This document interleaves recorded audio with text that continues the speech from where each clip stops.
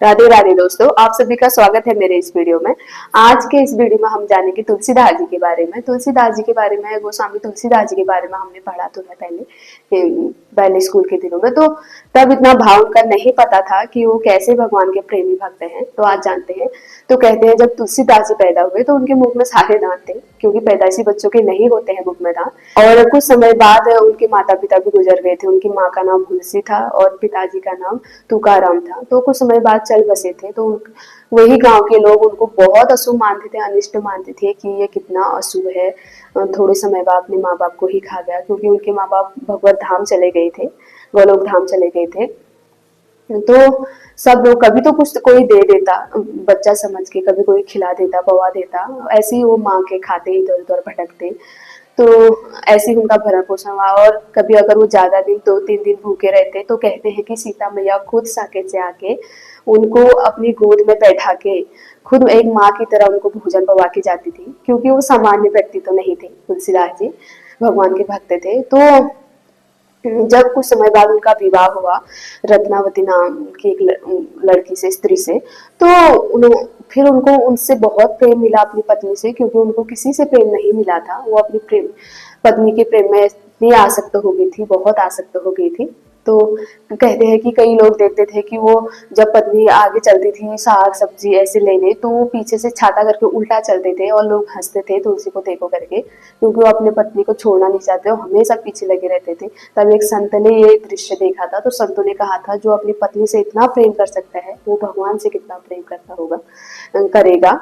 क्योंकि जो प्रेम परिवार से करना जानता है वो ही भगवान से प्रेम कर सकता है। जो अपनों से समझो अपने परिवार से प्रेम करना जानता है, अपने बच्चों से प्रेम करना जानता है, वही भगवान को प्रेम कर, क्योंकि वो प्रेम करना जानता है इसलिए वो भगवान को प्रेम कर सकता है। तो तुलसीदास जी की पत्नी जब शादी के बाद थोड़े दिन बाद वो अपने मायके गई, क्योंकि वो रिवाज होते, उनका भाई लिवाया गया था।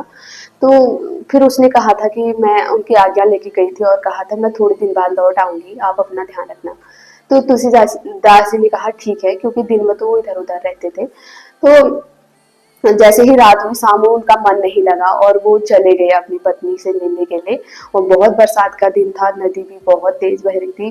तो नदी में कहते हैं रात में एक मुर्दा जा रहा था, वो मुर्दे को पकड़ के ही एक नाव समझकर चले गए। वो कह रहे थे कि मेरी पत्नी ने इसे भेजा है।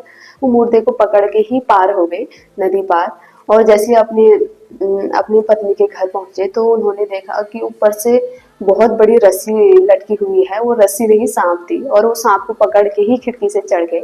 और जैसे ही आवाज आई, और कभी होता है कि हम रस्सी को देख के सांप समझते हैं, और वो सांप में रस्सी को देख रहे हैं, क्योंकि वो इतना प्रेम करे अपनी पत्नी से।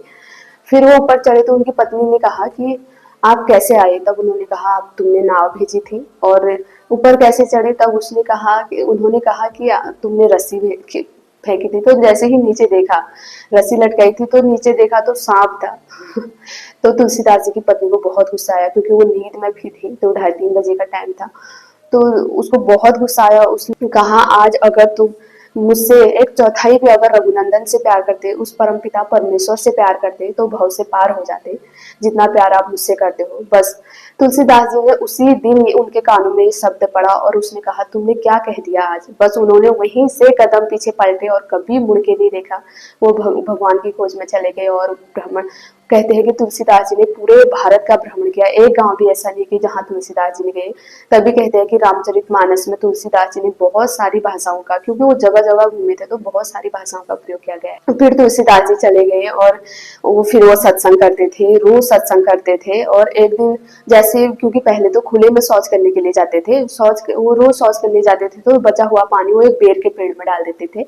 बेर के पेड़ में जैसे ही वो डालते, बहुत दिन हो गए उनको ये करते करते, और रोज सत्संग करते थे तुलसीदास जी। तो एक प्रेत वहां से प्रकट हो गया और प्रेत ने कहा कि मैं तुम पे प्रसन्न हूँ, तुमने मुझे बहुत पानी पिलाया है, मेरी प्यास बुझाई है, मैं इस बेर के पेड़ में था, तो मांगो तुम्हें क्या चाहिए। तब तुलसीदास जी ने कहा मुझे मेरे परमेश्वर मेरे श्री राम से मिला दो। तब प्रेत ने कहा अगर मैं उनसे मिलता मेरा उद्धार नहीं हो जाता, मैं उनसे मिलाने के सामर्थ्य नहीं हूँ, पर मैं उनसे पहुंचाने का रास्ता तुम्हें बता सकता हूँ।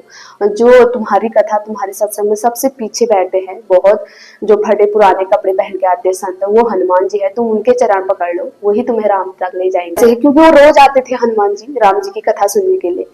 तो जब दूसरे दिन वो सत्संग कर रहे थे तुलसीदास जी, तब उन्होंने, जब सारे चले गए, उन्होंने हनुमान जी के चरण पकड़ लिए और कहा कि हे संतजन, आप कहीं मत जाइए, आपको मेरे राम जी तक मुझे पहुंचाना होगा, आप हनुमान जी हैं। तब हनुमान जी ने बहुत टाल मटोल किया कि मैं हनुमान नहीं हूँ।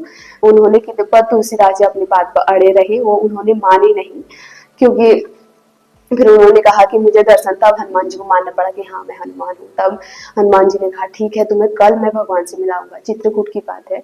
तब दूसरे दिन फिर वो चित्रकूट घाट पे, तुलसीदास जी घाट पर हमेशा चंदन, वो बैठ जाते थे और सबको चंदन लगाते थे, क्योंकि वो चंदन का दान करते थे, आते जाते सभी लोगों को चंदन लगाते थे। तो वो रोज राम जी को चंदन लगाते थे, भगवान रोज आते थे, पर उनको नहीं, क्योंकि गुरु और संत जब कृपा होती है तभी हमें भगवान के दर्शन होते हैं, क्योंकि बिना गुरु के कभी भगवान के दर्शन नहीं होते हैं।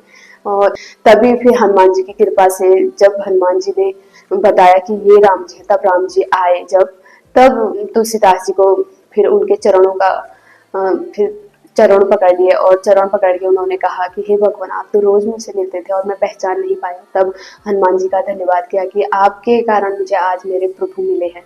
तो आज की यही कथा है राम जी और तुलसीदास जी की। तब भगवान ने उनको हमेशा अपने आशीर्वाद दिया। ऐसे तुलसीदास जी को भगवान के दर्शन हुए, और वो धन्य धन्य हुए, भगवान का आशीष मिला उन्हें। तो भगवान के प्रिय हुए, भगवान के प्रेमी हुए। ऐसे तुलसीदास की भक्ति है और प्रेमी है। तो इसीलिए कहते हैं कि अगर हम प्रेम करना जानते हैं, क्योंकि सबसे पहले तो प्रेम करना आना चाहिए, क्योंकि अगर हम अपने परिवार से प्रेम करेंगे, अपने बच्चों से प्रेम करेंगे, तभी हम भगवान से प्रेम करेंगे, क्योंकि भगवान प्रेम मांगते हैं। प्रेम के अलावा भगवान को कुछ नहीं चाहिए। कई लोग कहते हैं कि हमें ये दुख दे, वो दुख दे दिया। तो दुख, कहते हैं कि भगवान संसार में सब कुछ देते हैं पर दुख नहीं देते, क्योंकि दुख है तो हमें अपने कर्मों से मिलता है।